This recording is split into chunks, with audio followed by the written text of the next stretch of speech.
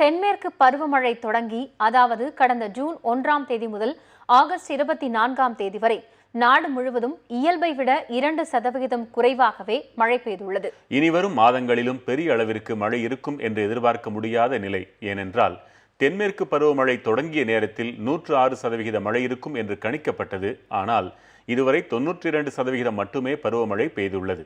இந்த மழை குறைவு அடுத்து வரும் பருவமழைகளில் தாக்கத்தை ஏற்படுத்தாது என்கிறார்கள் வானிலையை உற்று நோக்கும் வானிலையாளர்கள். வடகிழக்கு பருவமழை இயல்பை விட கூடுதலாக இருக்கும் என்றும் அதிக அளவு குறைந்த காற்றழுத்த தாழ்வு நிலைகள் உருவாகி மழை பொழிவு இருக்கும் என்றும் வானிலை ஆய்வாளர்கள் கூறுகின்றனர். ஆனால் கடந்த ஆண்டை போலவே ஒரே நாளில் பெருமளவு மழை கொட்டி அச்சுறுத்தாது என்றும் கணிக்கிறார்கள். என்றாலும் மழைக்காக முன்கூட்டியே திட்டமிட்டு தயாராக இருக்க வேண்டும் என்ற எச்சரிக்கையையும் விடுக்கின்றனர்.